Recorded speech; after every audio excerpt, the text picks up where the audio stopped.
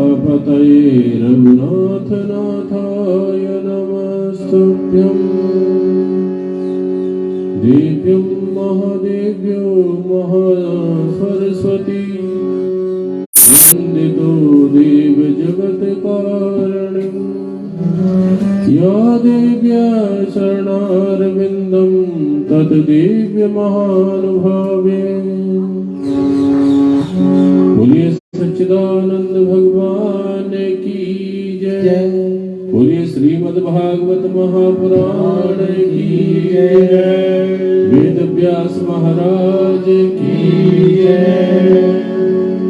सुमुनि श्रेष्ठ सुखदेव जी महाराज की जय। गंगा मैया की जय। यमुना महारानी की जय। जय कराय वीर बजरंगी जय जय श्री राधे।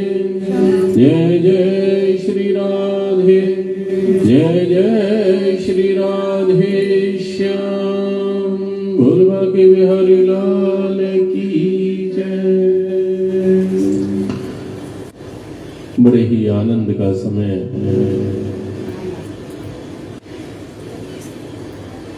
संसार को रचने वाले जगतपति भगवान बाल कृष्ण स्वरूप की छत्र छाया में बैठ करके श्रीमद् भागवत महापुराण अमृतमयी कथा का रसास्वादन हम सभी कर रहे हैं।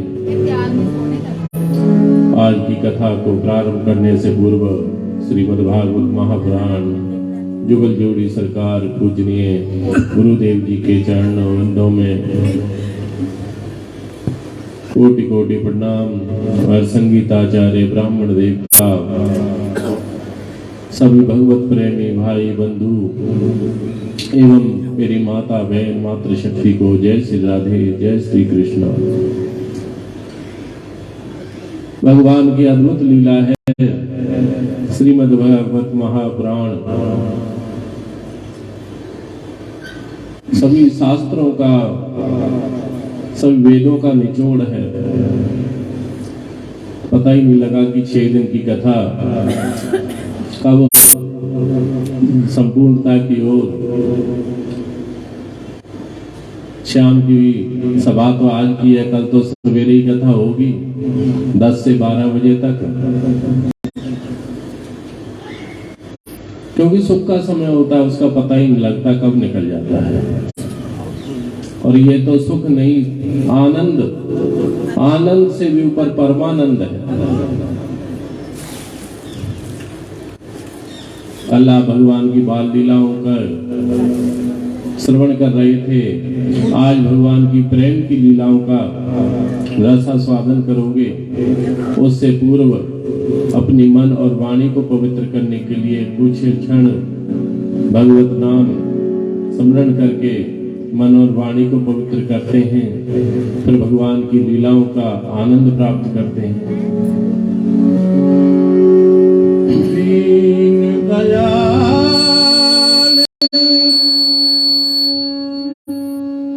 सुने जब ते तब पे मन मेरे में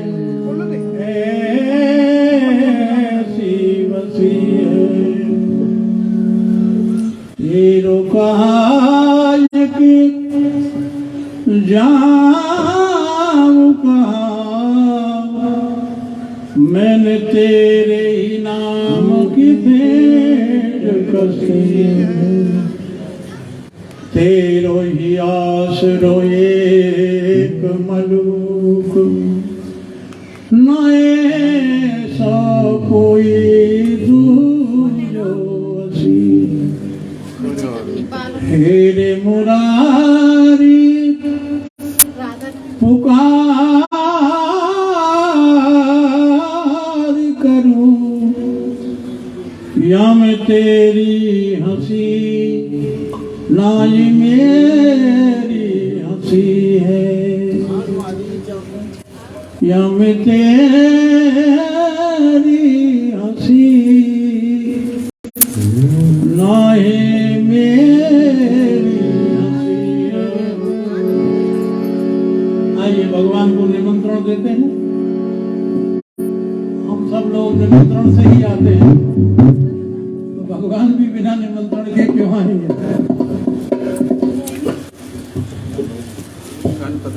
आना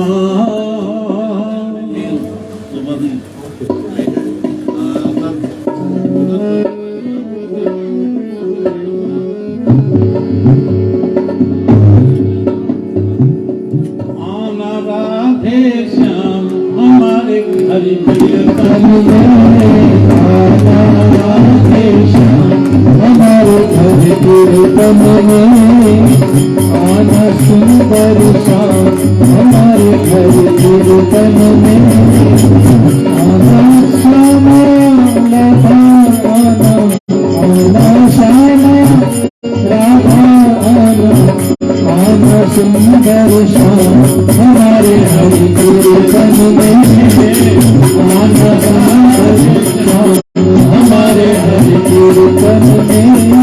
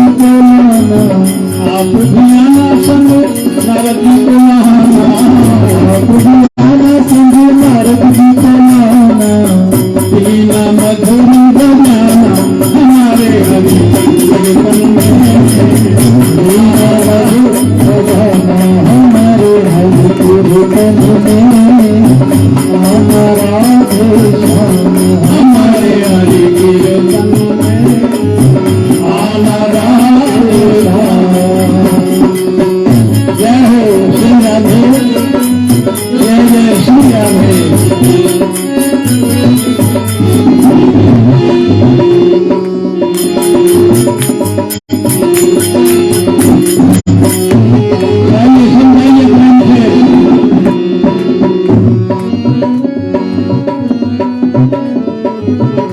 आप भी आना संगे उद्धव जी को लाना, आप भी आना संगे उद्धव जी को लाना, उद्धव जी को लाना, उद्धव जी को लाना, उद्धव जी को लाना, उद्धव जी को लाना। आप भी आना संगे उद्धव जी को लाना, आप भी आना संगे उद्धव जी को लाना। गीता का ज्ञान सुनाना हमारे हरि कीर्तन में, गीता का ज्ञान सुनाना हमारे हरि कीर्तन में। आना राधे श्याम हमारे हरि कीर्तन में, आना राधे श्याम।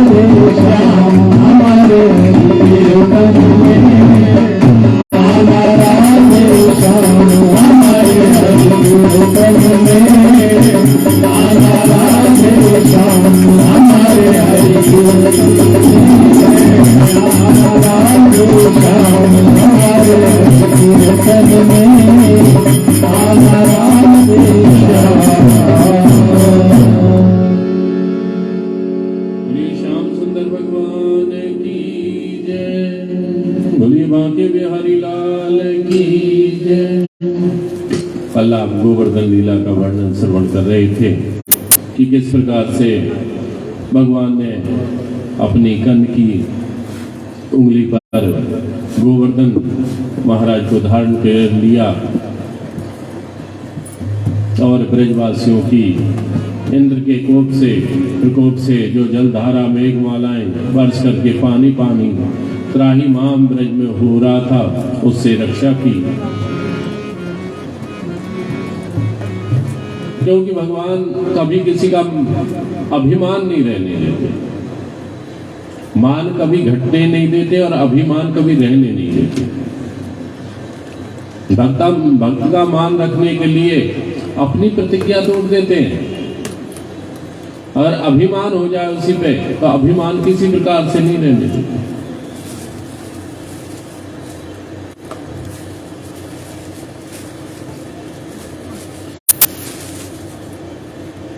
यही भक्त के लिए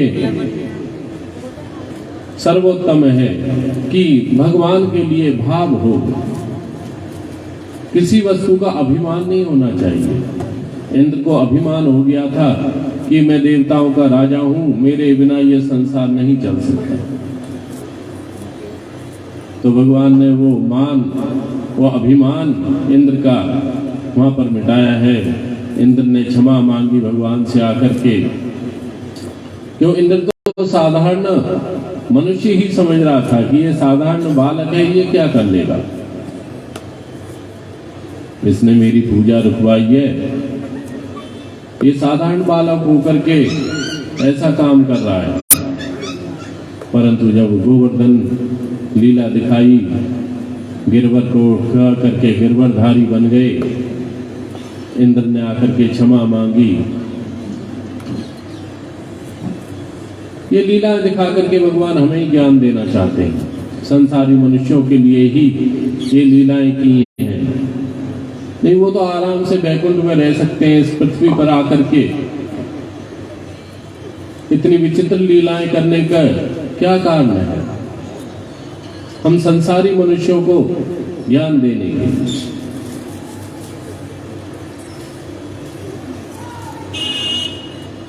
क्योंकि मनुष्य जन्म तो हम पा लेते हैं, परंतु मनुष्य होने की परिभाषा क्या है ये नहीं समझ पाते। तुम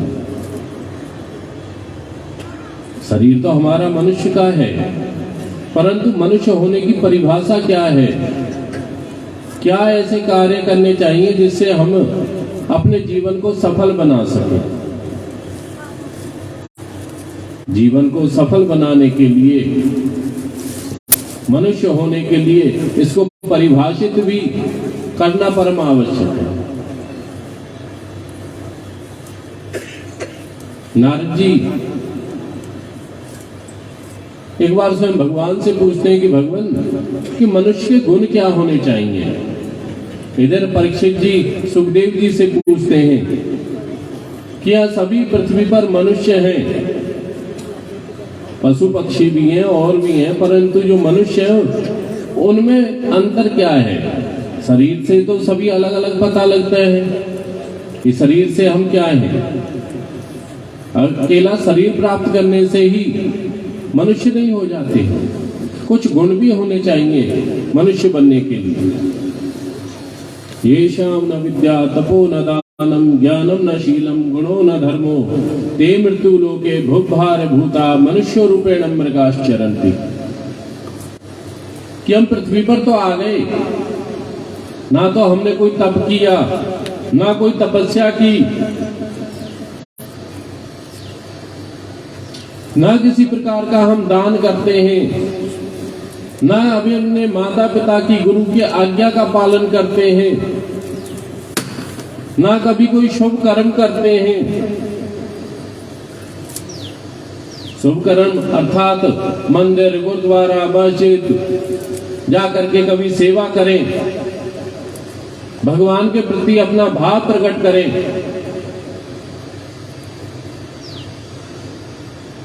3 प्रकार की सेवाएं बताई गई हैं, तन मन और धन। जिसका जैसा सामर्थ्य ऐसी करनी चाहिए। सबसे पहली सेवा तन की है, तन की सेवा सबसे ज्यादा लगती है। हम ऐसे सामर्थ्यवान है कि तन से सेवा करें, वो सर्वोत्तम है। शरीर की सेवा, मंदिर में जाएं, गुरुद्वारे में जाएं, अपने शरीर से लंगर की सेवा करें, साफ सफाई करें। भगवान की किसी भी प्रकार तन की सेवा सर्वोत्तम है।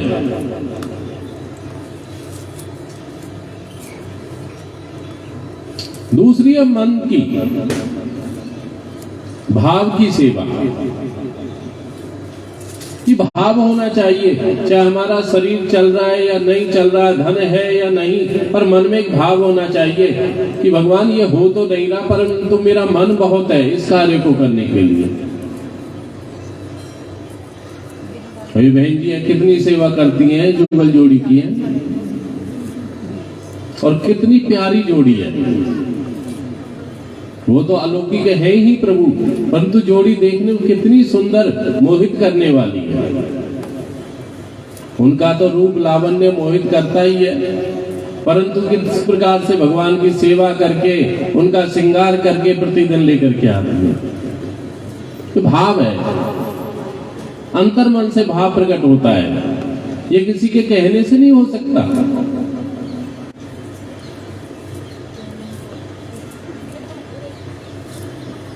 कोई भी ब्राह्मण हो, कथावाचक है, सत्संग हो रहा है, प्रवचन हो रहा है, गुरु है, हमेशा ये इसी बात को बार बार कहते हैं कि भगवान की सेवा करो। वो अपना कर्म कर रहे हैं, बार बार आपको जागृत कर रहे हैं, परंतु जब तक आपके मन में वो भाव उत्पन्न नहीं होगा तब तक वो कार्य नहीं हो सकता। हम तो चौकीदार हैं, चौकी पर बैठे हुए हैं, आप जमींदार हो रहे हैं। चौकीदार का क्या काम होता है कि चोर आएगा तो वो आप नहीं पकड़ता, चिल्लाता है मोहल्ले में, चोर आ गया पकड़ लो, है? दूसरों को जगाएगा। वही काम हम कर रहे हैं, जागृत करने का। भैया आपके शहर में, आपके मोहल्ले में माखन चोर आया है, जिससे पकड़ा जाता है, पकड़ लो।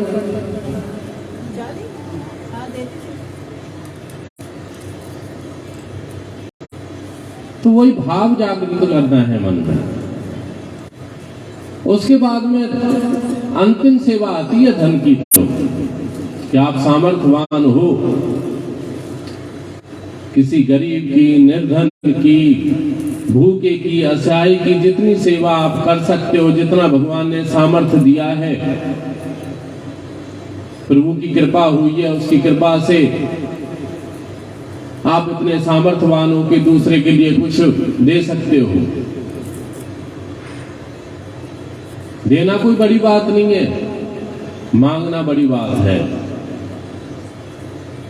ये तो भगवान का बार बार हमें धन्यवाद करना चाहिए कि हम इस योग्य है कि हम देने वालों में आते हैं।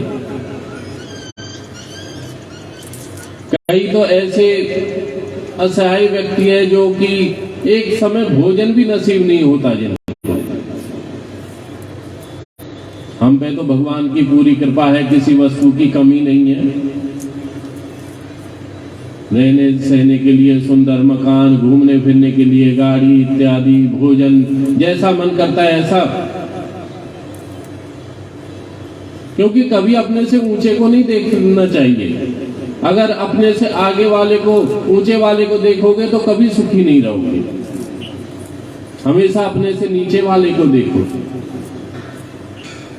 दुखी इसी बात से होता है कि जब अपने से ऊपर वाले को देखते हैं,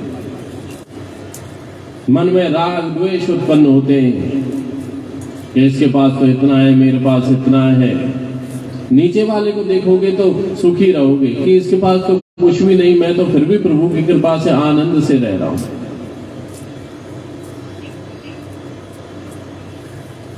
भगवान की कथाओं में यही ज्ञान प्राप्त होता है।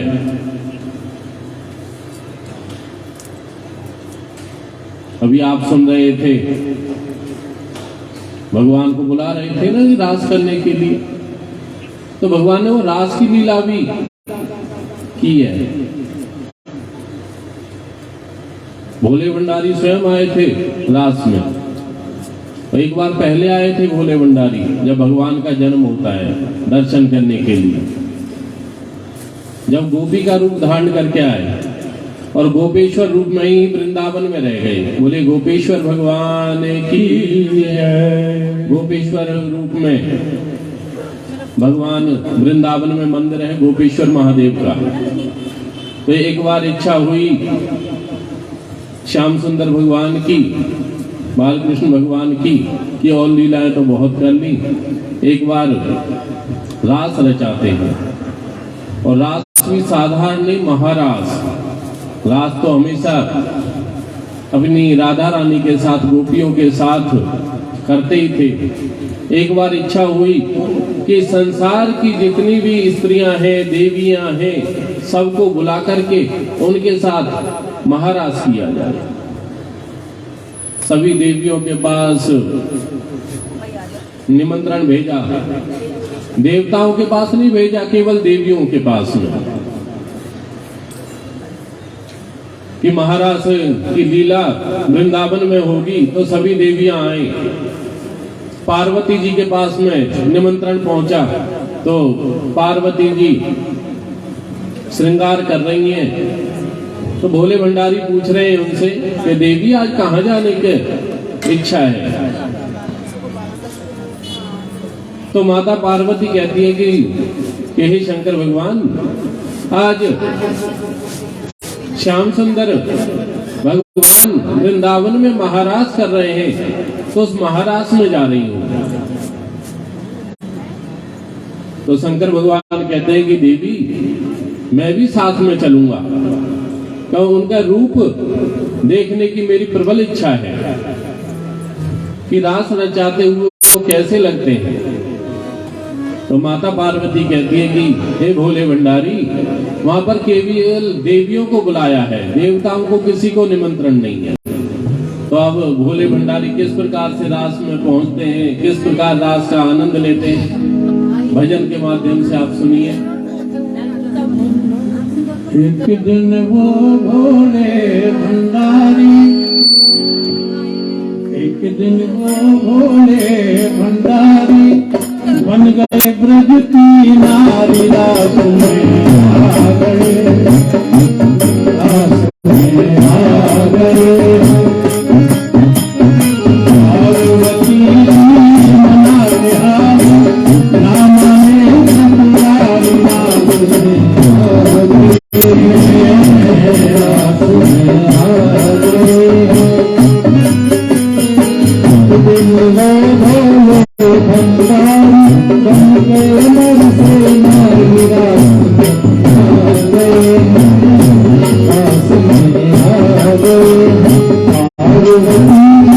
पार्वती नाथ हारी, सामाने प्रभुरारी, रास में आ गए, रास में आ गए।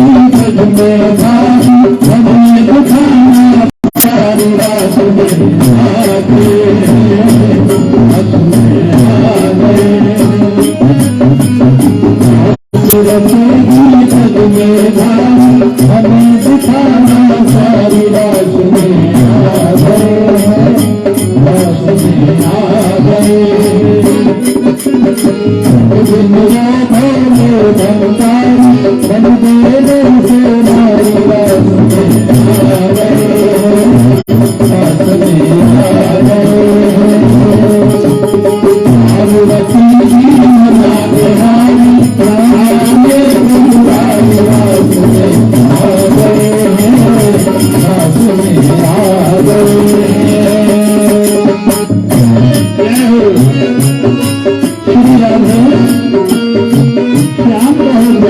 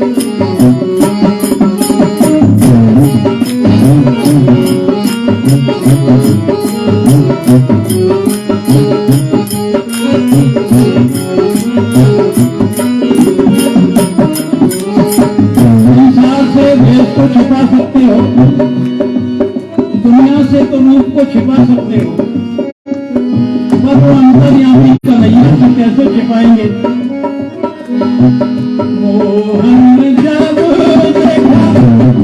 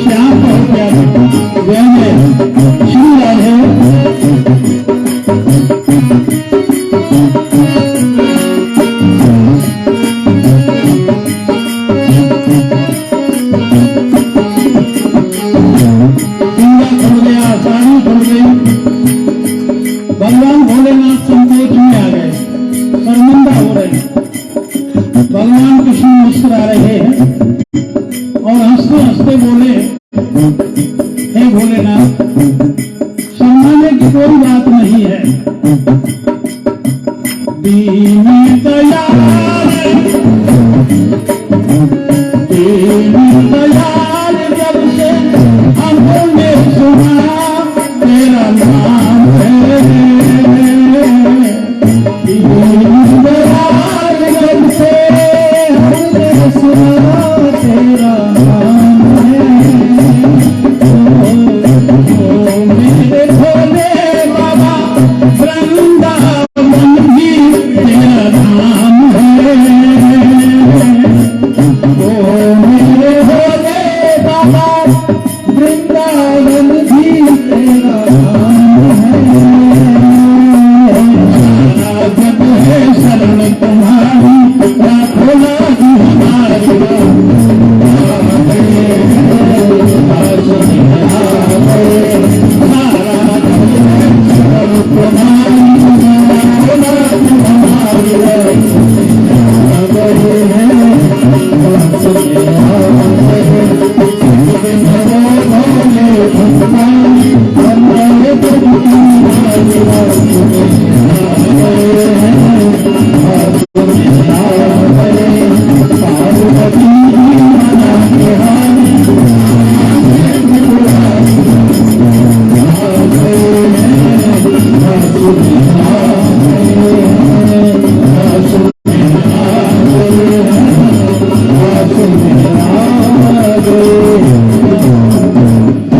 शंकर भगवान की श्री रचैया भगवान की जय।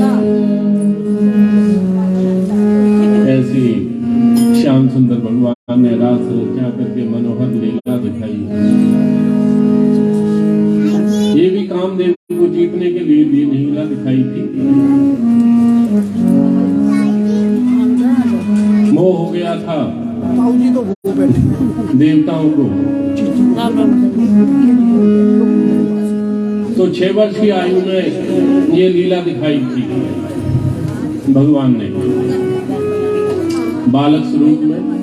6 वर्ष की आयु में लीला दिखाई थी रास। आजकल तो लोग कुछ और ही मतलब निकालते हैं रास का,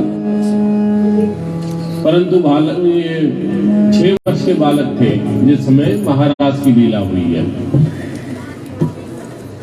और भगवान की बराबरी संसारी मनुष्य कोई नहीं कर सकता।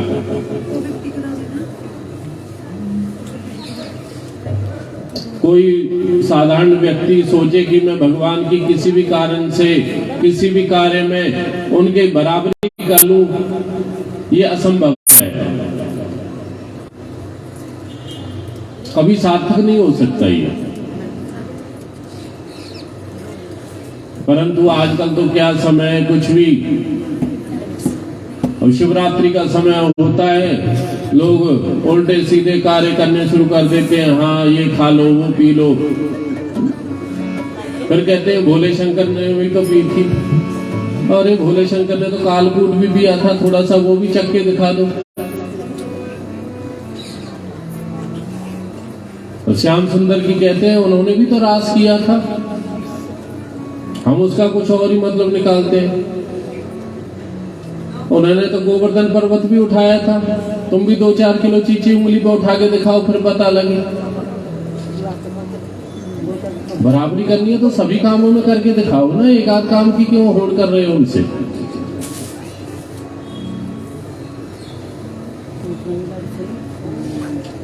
तो भगवान ने ये लीलाएं गोकुल में वृंदावन में दिखाई। कुछ समय वो नंदगाम में रहे,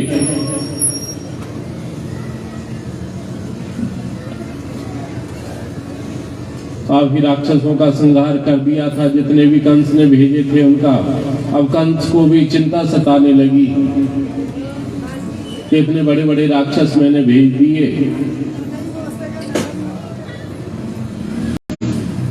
पर किसी प्रकार से भी कृष्ण को पराजित नहीं कर सके, उनको समाप्त नहीं कर सकते। तो अपनी मृत्यु का भय सताने लगा कंस को। अब कंस सोचता है कुछ ऐसा उपाय करना चाहिए जिससे भगवान कृष्ण समाप्त हो जाएं और मैं अपनी मृत्यु को समाप्त कर दूं, मैं अमर हो जाऊं। कंस ने सभा बुलाई। सभा में भाई बड़े बड़े मंत्री बैठे हुए हैं, सभी अपना अपना प्रस्ताव रख रहे हैं। कोई कुछ कहता है, कोई कुछ कहता है कि किस प्रकार से आराम नाल जाए हैं या ले ली इधर बिठा ली, आराम नाल जाए, भगवान को समाप्त किया जाए। कितने मूर्ख हैं,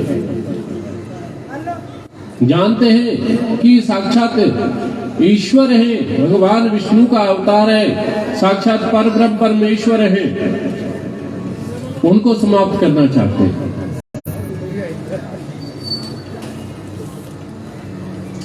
वैसे बुद्धि का नाश हो जाता है, लोभ से बुद्धि का नाश हो जाता है, लोभ से हमारा ज्ञान का विवेक का नाश हो जाता है। इसी प्रकार से कंस को भी भय और भय से उसके बुद्धि और विवेक का नाश हो गया है। सभासद भी उसी के अनुसार उसको परामर्श दे रहे हैं। बहुत सी बातें कही परंतु कोई भी नहीं जची। तो एक सभासद ने उठ करके कहा कि कंस से कि कृष्ण को मथुरा बुला लेते हैं, मथुरा में ला करके यहाँ पर हमारे पास बहुत से साधन है, उससे समाप्त कर देंगे। अब कंस को ये बात जच गई, पर वो एक कहावत है ना, कहते हैं चूहों ने अपनी मीटिंग की कि बिल्ली रोज आती है हमको खा जाती है, तो कोई ऐसा साधन बनाए जिससे बिल्ली के आने का पता लग जाए।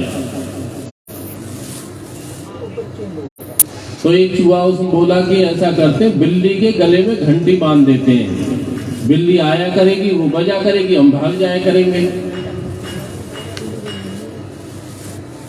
तो कोई समझदार बूढ़ा चूहा बैठा था, उसने कहा भाई बात तो सही कह रहे हो तुम, पर बिल्ली के गले में घंटी बांधेगा कौन, ये तो बताओ।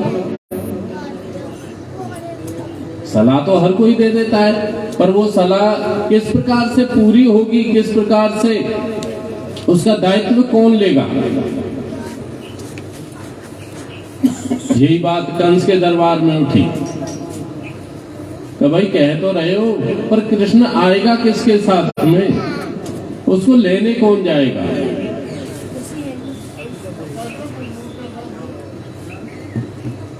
अब भगवान तो उसके साथ में ही आ सकते हैं जिसमें राग द्वेष ना हो, काम क्रोध मद लोभ अहंकार ना हो, इनसे विरक्त हो, जो अक्रूर हो। क्रूरता तो हो ही नहीं, शांत चित्त हो, तो अक्रूर जी हैं कंस के दरबार में, और वो नंद बाबा के मित्र भी हैं। अब कंस ने उनकी ड्यूटी लगाई कि तुम नंदगांव जाओ और नंदगांव से कृष्ण को साथ लेकर के आना, कहना कि तुम्हारा मामा मथुरा में एक बहुत बड़ा विशाल यज्ञ कर रहा है, उसमें तुमको बुलाया है। यज्ञ अनुष्ठानों में बहन बेटियों को, भांजे देवताओं को बुलाया ही जाता है। एक यज्ञ हो रहा है मथुरा में, तो उसके लिए आमंत्रण भेजा है।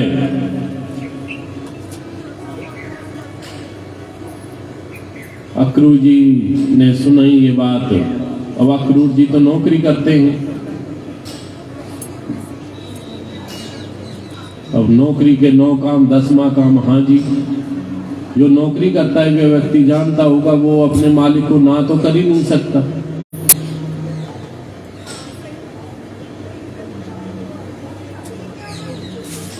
अक्रूर जी ने हाँ कर ली, परंतु मन में बड़ा असमंजस चल रहा है कि वो भी साधारण बालक ही समझ रहे हैं, क्योंकि मनुष्य की बुद्धि है। ये नहीं समझ रहे कि जिसने इतने बड़े बड़े राक्षसों का संहार कर दिया वो साधारण तो हो नहीं सकता। उनके मन में भी यही भ्रम है कि यहाँ पर लेकर आऊंगा और ये कंस उनको समाप्त कर देगा। मैं कितना बड़ा अभागा हूं कि इसके लिए मुझे चुना है। इस प्रकार से मन बड़ा भ्रम में है, बड़ा असमंजस में है। कंस ने अपना रथ दे दिया सोने का, जिसमें वायु के वेग के समान चलने वाले घोड़े हैं, कि जाओ और लेकर के आए।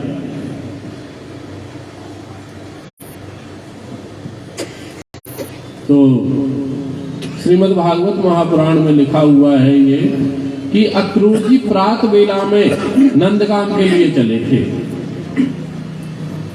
नंदगाम मथुरा से 38 किलोमीटर है और वायु के वेग के समान चलने वाले घोड़े हैं, पर उनको पहुंचते पहुंचते रात हो गई है। संत महापुरुषों ने दो तरह से व्याख्या की है यहाँ पर इस बात की। कुछ तो कहते हैं कि इस बात को सुनकर के अक्रूर जी असमंजस में पड़ गए थे, उनको अपने सुध बुद्धि ही नहीं रही थी। बुद्धि विवेक ने काम करना बंद कर दिया था। घोड़ों की लगाम उनके हाथ में थी, परंतु उनकी बुद्धि, उनका विवेक कार्य नहीं कर रहा था। घोड़े अपने अनुसार इधर उधर भागते भटकते रहे। कुछ कहते हैं कि अक्रूर जी के मन में ये भावना थी कि शाम को अंधेरे हुए मैं नंदगाम पहुंचूं।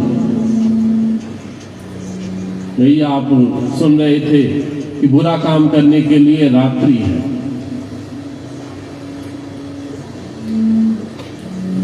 ऐसा कार्य करने जाता हूं, चुपचाप जाऊंगा, तो ये भावना।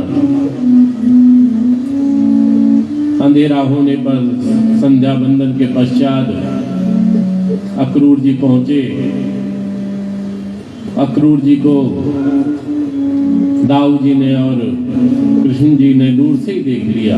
प्रेम से चाचा कहते हैं उनको। भागते भागते आ गए कि चाचा आए हैं, चाचा आए हैं। लिपट गए। अक्रूर जी भी भाव विभोर हो गए दोनों बालकों को देख करके। नंद बाबा के महल में पहुंचे। दोनों मित्र बैठे हैं। बड़ा स्वागत किया नंद बाबा ने।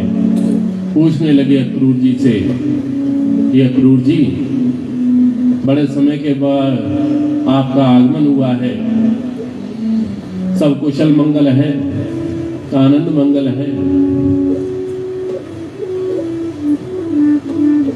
वैसे ही मिलने जुलने आए हो या किसी प्रयोजन से आए हो तो वो भी बताइए। तो अक्रूर जी कहते हैं कि कंस ने मुझे भेजा है। कंस महाराज एक बहुत बड़ा यज्ञ कर रहे हैं, उसमें आपको, यशोदा जी को और बालकों को बुलाया है। नंद बाबा कहते हैं कि अक्रूर जी, हम पे तो समय है नहीं, आप इन बालकों को ही ले जाइए, यही मनोरंजन कर आएंगे वहां पर। हमें तो घर के बहुत काम हैं। ये मनुष्य लीला दिखाई है भगवान ने, साधनता हमारे जैसे ही। वही लीला भगवान ने वहां पर दर्शाई है। यशोदा मैया को ये बात पता लगी तो यशोदा मैया कहने लगी, मैं नहीं भेजूंगी अपने बालकों को।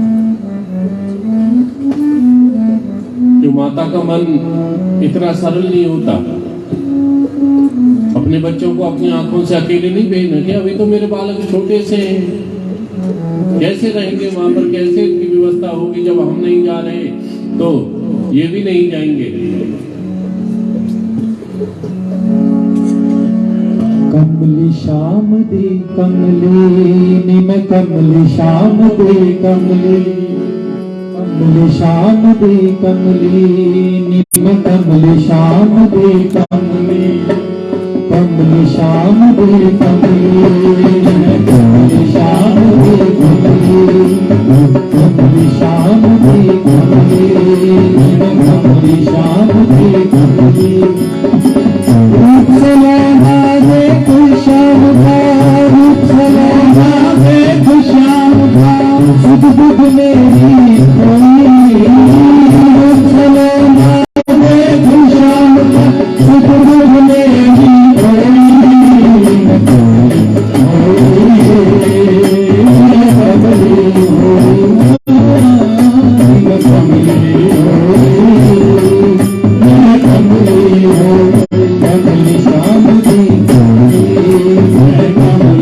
श्याम के कमले, मैं कमले श्याम के कमले, मैं कमले श्याम के कमले।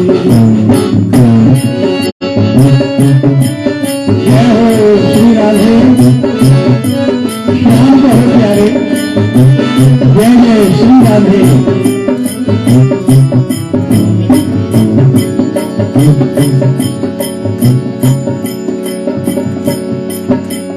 सखीपन घट पर यमुना के तट पर लेकर पहुंची मटकी, सखीपन घट पर यमुना के तट पर लेकर पहुंची मटकी, सखीपन घट पर यमुना के तट पर लेकर पहुंची मटकी, सखीपन घट पर यमुना के तट लेकर मटकी पहुंची। भूल गई सब एक बार मैं सब देखी नटखट की, हाँ भूल गई सब एक बार मैं सब देखी नटखट की।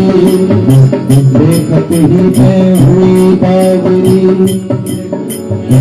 देखत ही मैं हुई बावरी, उसी रूप में कोई रूप सलोना देख शाम का सुंदर मेरी कोई, मैं कमली होई, मैं कमली होई, मैं कमली होई, मैं कमली होई, शाम की कमली, मैं कमली शाम की कमली, कमली शाम की कमली, मैं कमली शाम की कमली।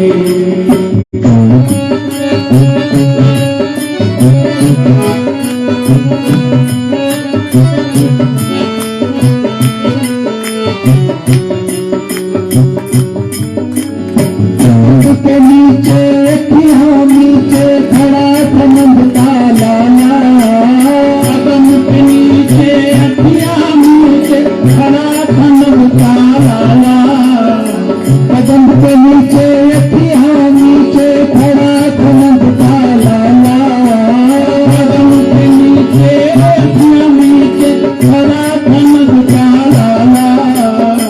मुझ पर हंसी हाथ में बंसी मेरे मुकुट फलमाला हो, मुझ पर हंसी हाथ में बंसी मेरे मुकुट फलमाला। तान सुरीली मधुर नशीली हो, तान सुरीली मधुर नशीली,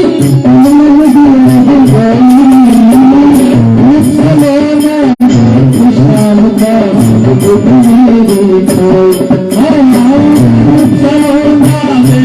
शाम का सुख मेरी कोई, मैं कमली होई, मैं कमली होई, मैं कमली होई, मैं कमली होई, कमली शाम की कमली, मैं कमली शाम की कमली, मैं कमली शाम की कमली, मैं कमली शाम की कमली।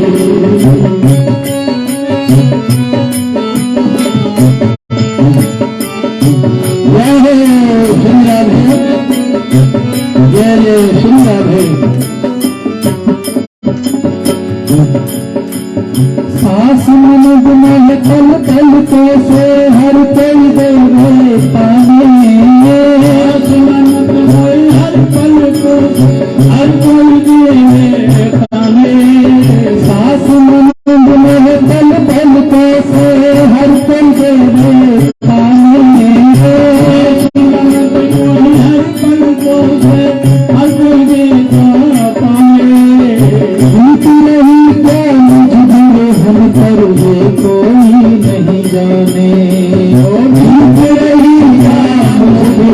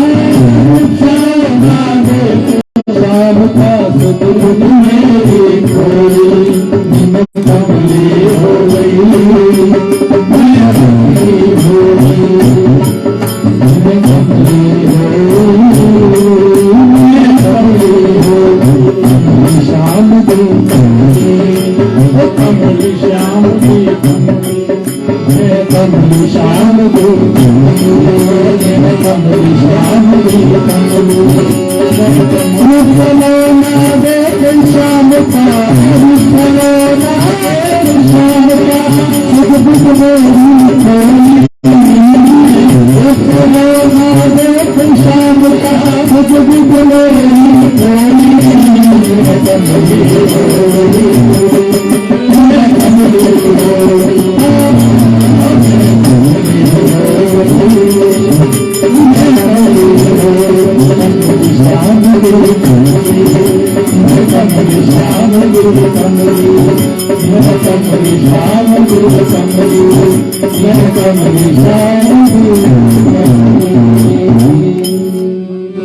बोलिए श्याम सुंदर भगवान की जय।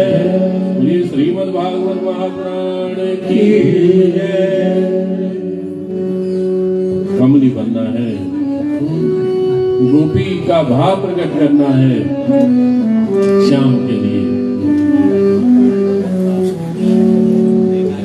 जिस रूप में आप पूजोगे, जिस भाव में आप उसको मनाओगे, उसी भाव में आ जाएगा। मैया यशोदा मना करने लगी, बालक का भाव है, बड़ा प्रयत्न किया, नंद बाबा से कहा, परंतु नंद बाबा भी नहीं माने और बलदाऊ और कृष्ण दोनों ही जिद पड़ गई कि हमको भी मामा के यहाँ जाना है। बच्चों को तो बड़ा मन होता है कि कब हम नानके जाएं।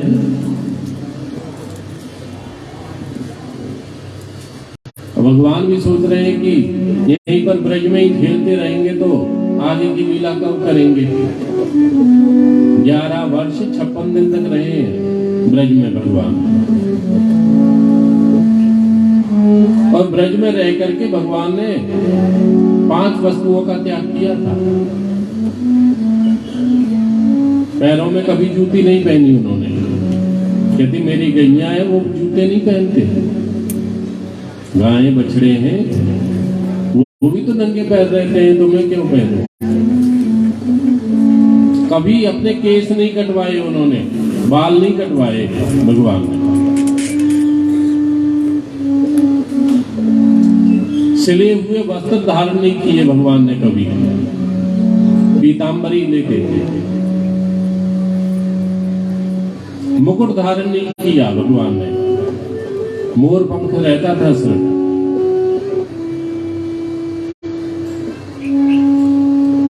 और भगवान ने कभी शस्त्र धारण नहीं किया, हाथों में मुरली रहती थी। गजब की बांसुरी बजती है उस वृंदावन बसैया, तारीफ करूं बंसी की या बंसीधर कन्हैया। या काम ना चलता था तीरों कमानों से, वहां नटवर की विजय होती थी मुरली की तानों से। या कोई शस्त्र काम नहीं करता था, वह मुरली की टेर ही सुहावनी लगती थी। मोर मुकुट क्यों धारण किया, यहाँ पर भी भगवान ने हमें ज्ञान दिया है। मोर ने काम को जीत रखा है। मोर मोरनी संगम नहीं करते, मोर नृत्य करता है, चौमासों में नृत्य करता है। तो अश्रु वर्ष में एक बार आंसू आता है मोर को, उसको ग्रहण करके मोरनी गर्भवती होती है। काम को जीत रखा है मोर। और भगवान ने भी महाराज रचा करके ये लीला दिखाई, तो इसीलिए मोर मुकुट धारण करते हैं।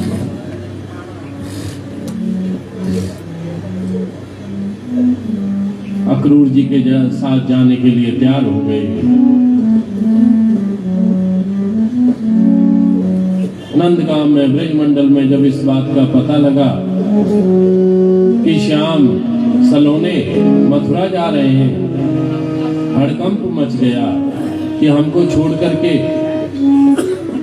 भगवान कृष्ण जा रहे हैं। गोपी ग्वाल सखा सभी द्रवित हो गए कि भगवान कृष्ण हमको छोड़ करके जा रहे हैं। सभी इकट्ठे हो गए कि हम नहीं जाने देंगे। माँ यशोदा के घर पहुंच गए।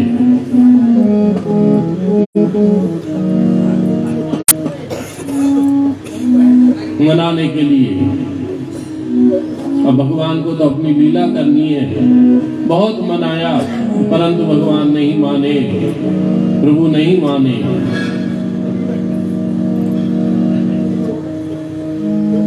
बहुत समय हो गया वार्तालाप में। रथ में बैठा लिया क्रूर जी ने दोनों भाइयों को। चले तो आगे और गोपियां खड़ी हैं, लिपट गए कि नहीं श्याम सुंदर, आप हमको छोड़ करके नहीं जा सकते। बहुत प्रयत्न किया भगवान ने भी उनको मनाने का कि मैं जा रहा हूँ, 2 दिन में आ जाऊंगा, आज जा रहा हूँ, परसों तक आ जाऊंगा। परंतु गोपियां नहीं मानती। अक्रूर जी के रथ से पहियों से लिपट करके लेट गए कि हमारे ऊपर से निकाल करके लेके जाओ। इतना प्रेम करती हैं। आज की लीला प्रेम लीला है भगवान। कल बाल लीलाएं थी, नटखट स्वभाव। आज प्रेम को दर्शाया किस प्रकार से गोपियां भगवान के प्रेम में मुदित हैं, किस प्रकार से प्रेम करती हैं। अभी आप भजन में सुन ही रहे थे, श्याम सुंदर की कमली है, वो तो पागल है उसके लिए, प्रेम में पागल। ये भी उनके अहोभाग्य हैं। उनकी कृपा होती है तभी उनके कोई प्रेम में पागल होता है। रात हो गई, रात को वही जिस प्रकार से भगवान राम अपने रथ को योग माया से ऊपर उठा करके लेके गए, उसी प्रकार से कन्हैया जी ने योग माया को आज्ञा दी कि सभी गोपगण थे, गोपियां थी, वो सो गई। योग माया से रथ को ऊपर उठाया और लेके जाने लगे। परंतु एक प्रियतमा, प्रेम तो सभी करते हैं, पर जो सबसे अधिक प्रेम करती है वो कौन है? राधा रानी। जय जय श्री राधे। तो कहने लगी राधा रानी कि इन गोपियों को तो तुम छोड़ करके जा सकते हो, परंतु मुझे किस प्रकार से छोड़ के जाओ? मैं नहीं जाने दूंगा। राधा जी से कहते हैं कि राधा जी, आपको भी पता है कि मैं जो इस संसार में कार्य करने आया हूँ, उस कार्य को यहाँ से जाकर के ही कर सकता हूँ। तो राधा रानी कहते हो कि संसार के लिए तो जो कुछ हो तुम हो, पर मेरे लिए तो तुम ही मेरे मोहन हो। किस प्रकार से प्रार्थना की है, किस प्रकार से अपना प्रेम दिखाया है, सुनिए। न जी भर के देखा न कुछ बात की, बड़ी आरज़ू थी मुलाकात की। न जी भर के देखा न कुछ बात की, बड़ी आरज़ू थी मुलाकात की। न जी भर के देखा न कुछ बात की, बड़ी आरज़ू थी मुलाकात की। न जी भर के देखा कुछ बात की, बड़ी आरज़ू थी मुलाकात की। हाँ बड़ी आरज़ू थी मुलाकात की, बड़ी आरज़ू थी मुलाकात की। की मैया रूठी मुलाकात की करो कृष्ण अब तो प्रभु करुणा की करो कृष्ण अब तो प्रभु करुणा की मैया रूठी मुलाकात की मैया रूठी मुलाकात की। जय हो श्याम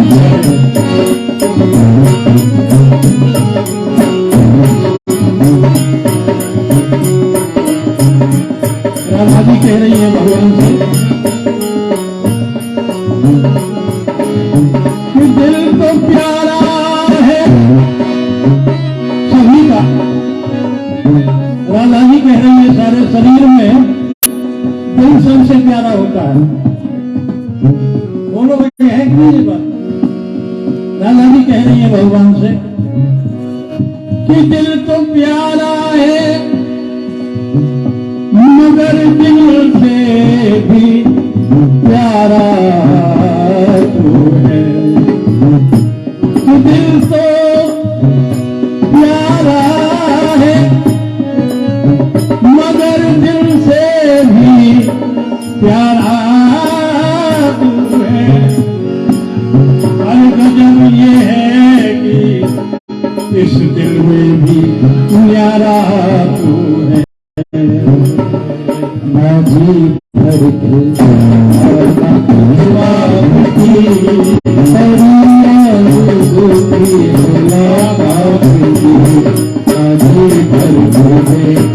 न कुछ रात की मुलाकात की मुलाकात की।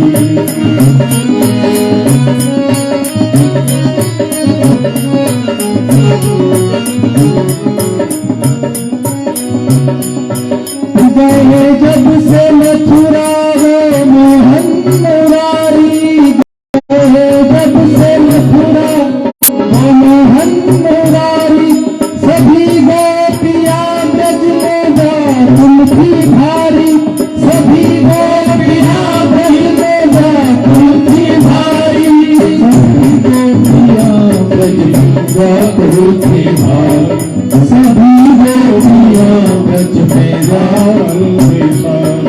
कहाँ दिन बिताया कहाँ रात की कहाँ दिन बिताया कहाँ रात की मैया रूठी मुलाकात की मैया रूठी मुलाकात की। बड़ी भर को देखा न कुछ बात की मैया रूठी मुलाकात की।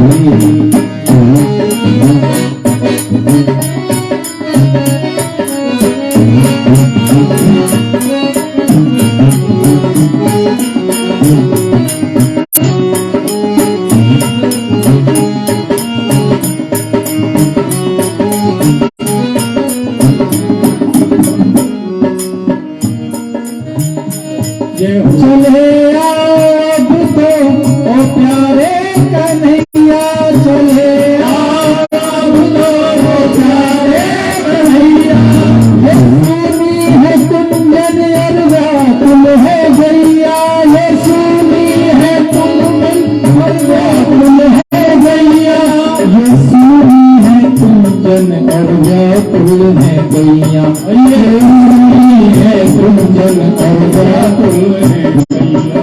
सुना दो मुझे अब तो धुन मुरली की सुना दो मुझे अब तो धुन मुरली की मैया रूठी मुलाकात की मैया रूठी मुलाकात की। राजू भर को देखा ना कुछ बात की मैया रूठी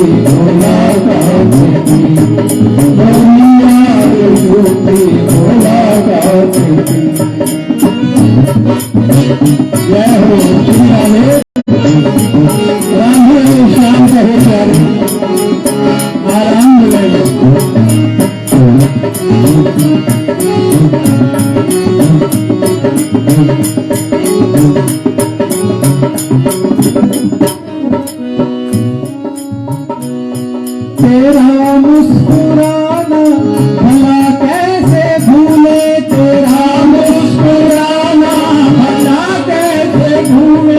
वो पद्मन की छैया वो सावन के झूले, वो पद्मन की छैया वो सावन के झूले, वो पद्मन की छैया वो सावन के झूले, वो पद्मन की छैया सावन के झूले।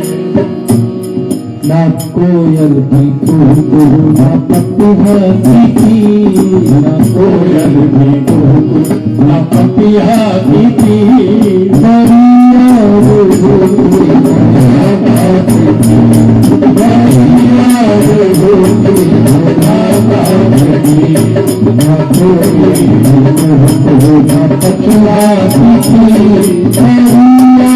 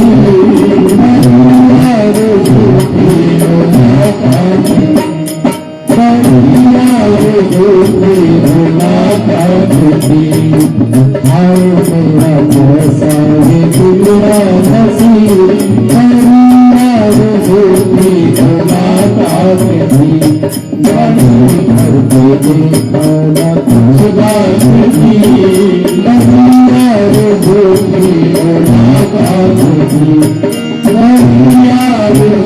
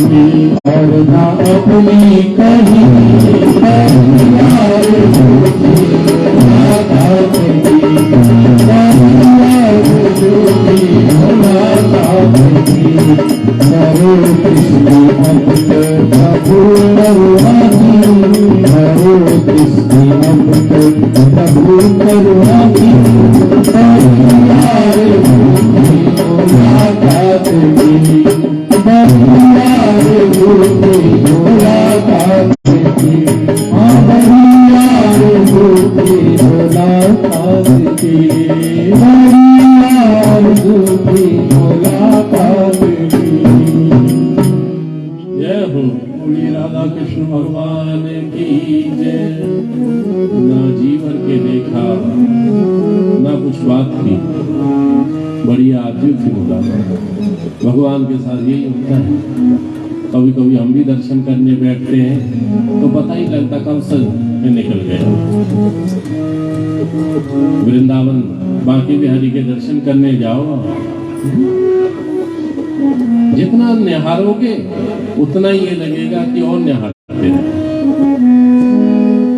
अभी तो बार बार वो पर्दा करते रहते हैं। बिहारी जी ऐसे भक्तों के साथ ही चल देते हैं। उनके नैना ही ऐसे तीखे कटार जैसे कि डूब जाएं।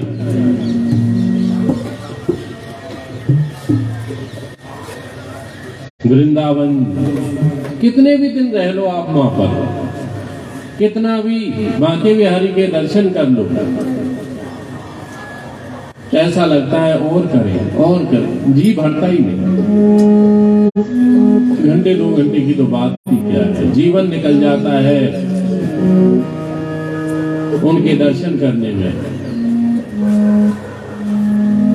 सखियां राधा रानी जी वही कह रही हैं, इतने दिन हो गए परंतु भाव देखिए उनका।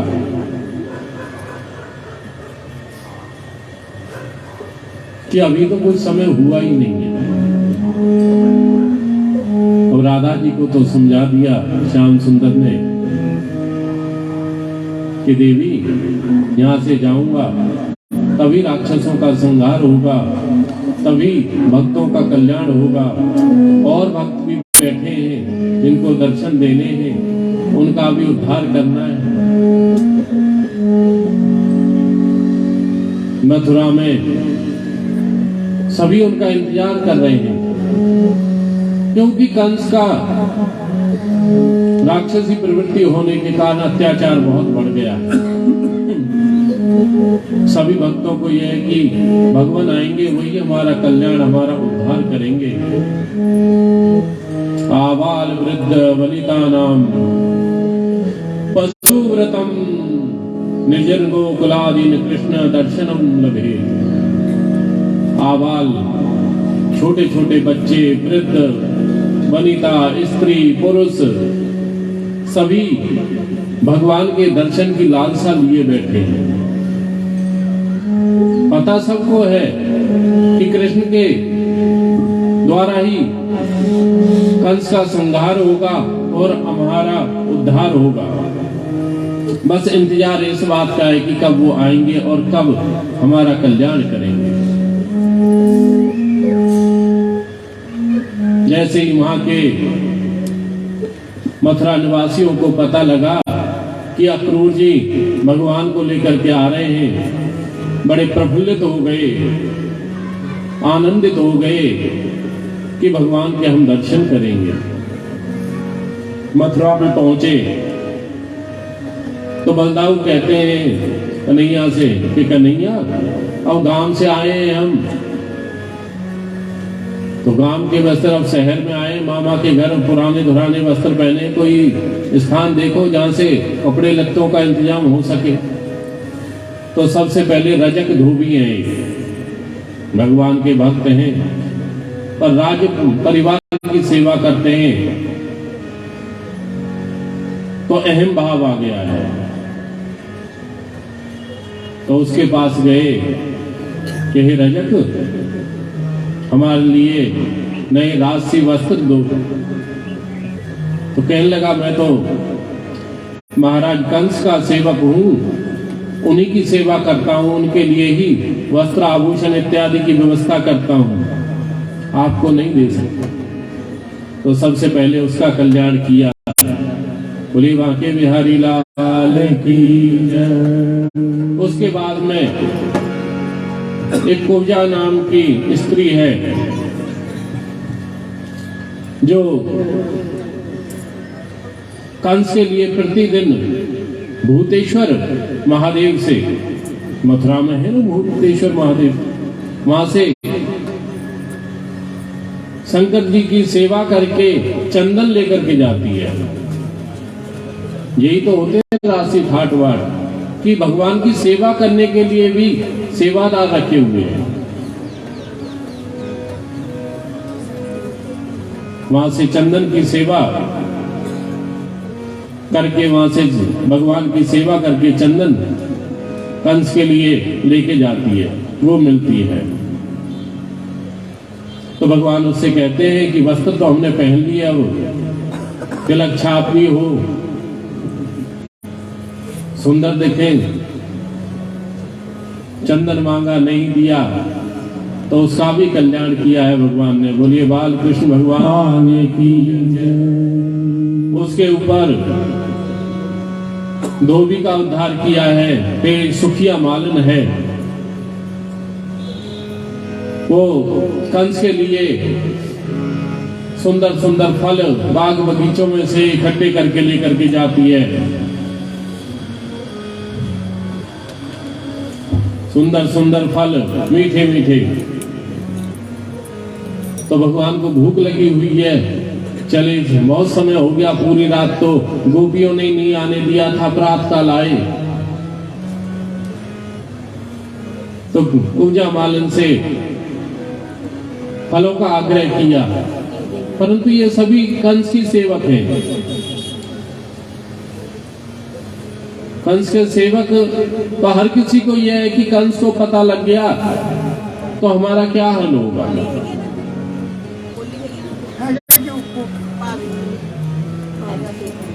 इस डर के मारे सभी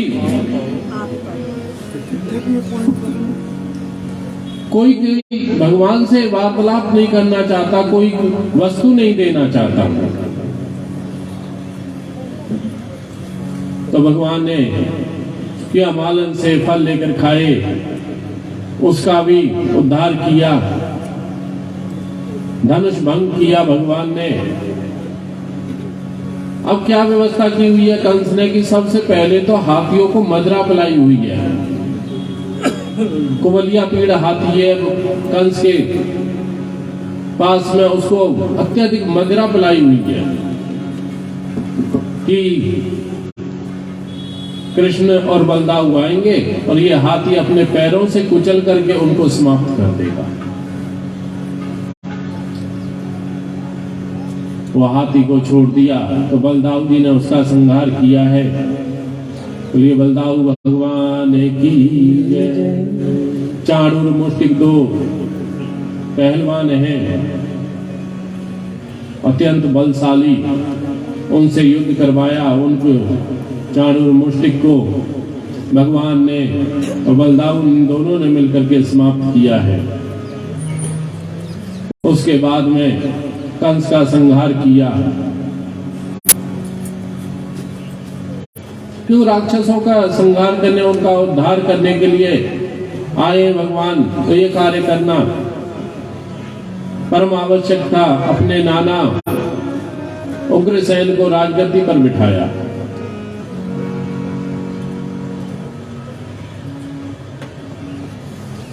और मथुरा नगरी का कल्याण करने के लिए जो अव्यवस्था फैली हुई थी, वहां पर राक्षसी प्रवृत्ति के कारण कंस ने फैला रखी थी, उस अव्यवस्था को व्यवस्था करके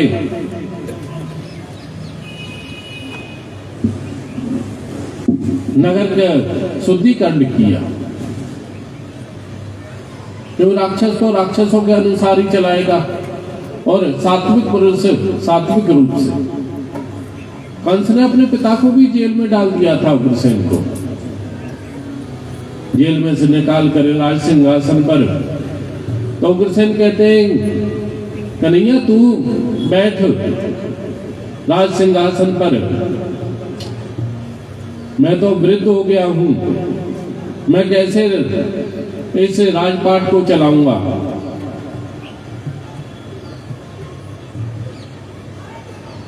तो कन्हैया कहते हैं कि नहीं नाना आप ही बैठो, मुझे और भी बहुत कार्य करने हैं।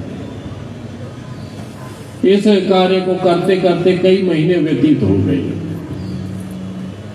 मथुरा नगरी को सुधारने में बहुत समय लग गया, 3-4 महीने लग गए।